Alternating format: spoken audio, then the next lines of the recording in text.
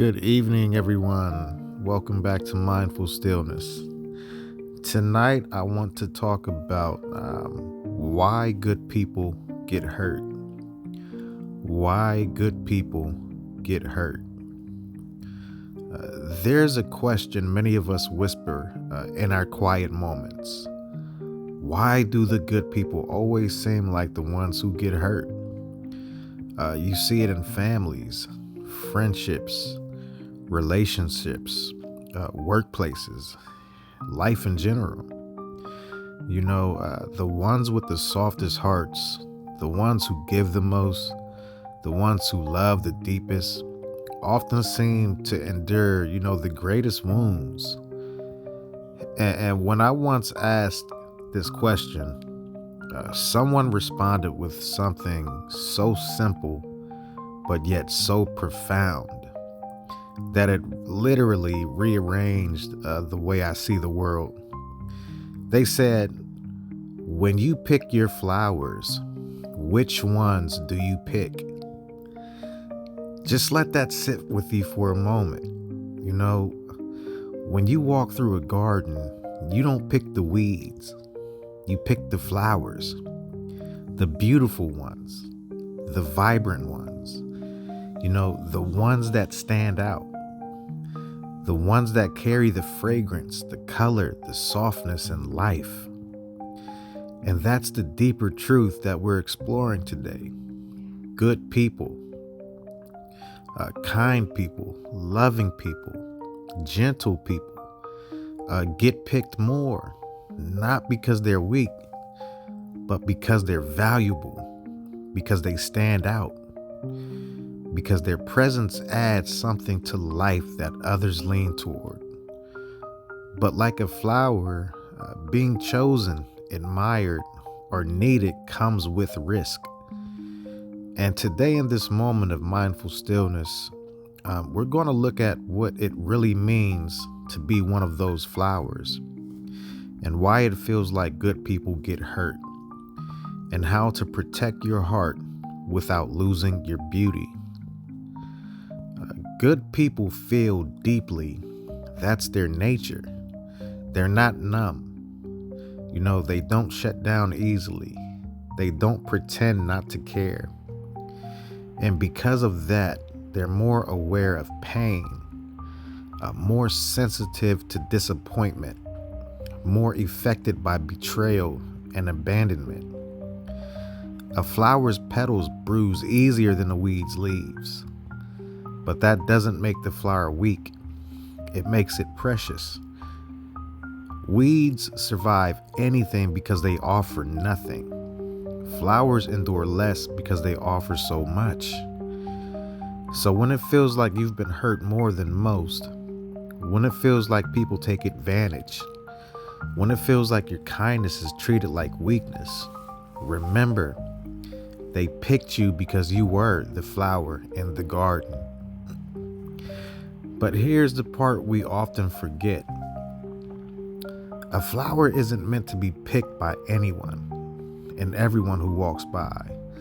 A flower is meant to bloom, to grow, to be nourished, and to be, appreciated, not used. You're not responsible for people who mishandle you. You're not to blame for having a soft heart. You're not wrong for being generous, gentle, or giving, but you are responsible for learning how to protect your roots, to know who deserves your beauty, to know who has earned the right to handle you, to know who can water you and who only wants to take. Mindful stillness is not about hardening your heart. It's about understanding it, honoring it, respecting it. Because the world needs your softness. It just doesn't deserve unlimited access to it.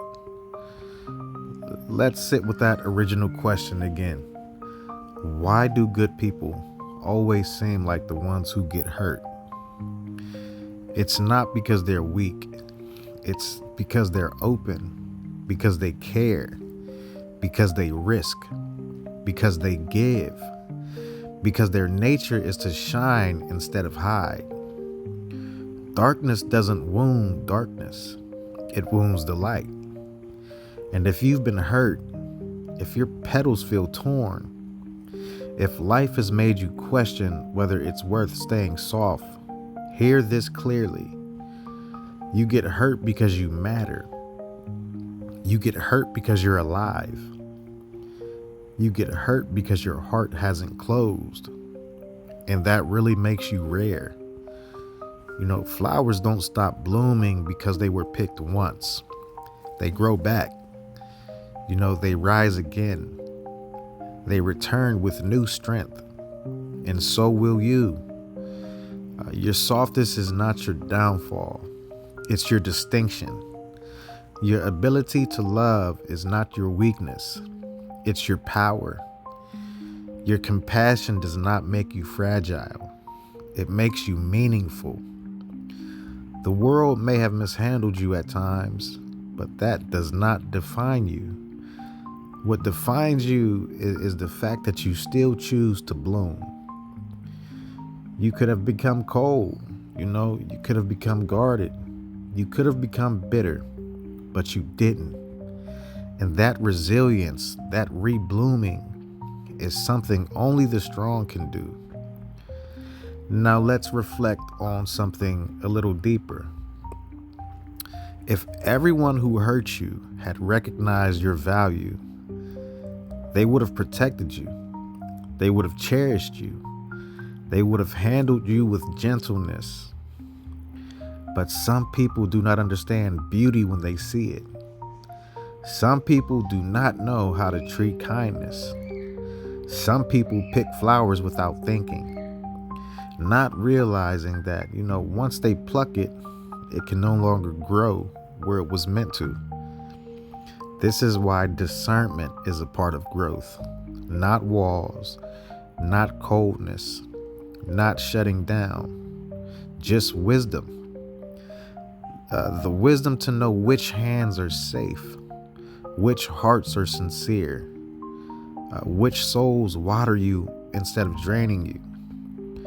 So as you walk forward, as you continue growing, as you continue loving, I want you to hold on to something very important.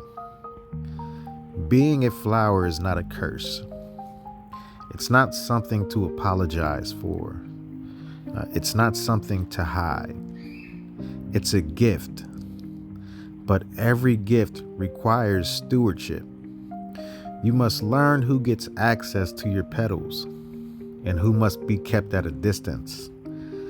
You must learn that your heart is not a free-for-all. It's sacred ground. You must learn that not everyone who notices your beauty is capable of honoring it. And you must trust that being a flower, being soft, being caring, being kind is still worth it, always worth it. Because the world needs beauty. It needs gentleness. It needs people like you and I. People who bloom even after being broken. People who heal even after being hurt. People who continue to love even after being let down. That kind of spirit is rare and powerful and irreplaceable. So if you ever wonder why the good people get hurt, remember the garden.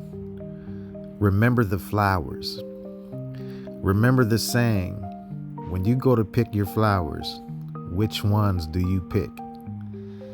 You get hurt because you're beautiful, because you're noticeable, because you're valuable, because your presence makes life easy, makes life so much better. And just like a flower, you'll bloom again and again, wiser, brighter, stronger, yet still soft, but now also discerning. Your heart does not diminish your goodness. Your wounds do not cancel your worth. Your pain does not erase your purpose. You are the flower in the garden, and the world is better because you exist. Thank you for joining me tonight. I hope everyone had a happy Thanksgiving, a wonderful week, and a wonderful weekend. See you all next week. Goodbye.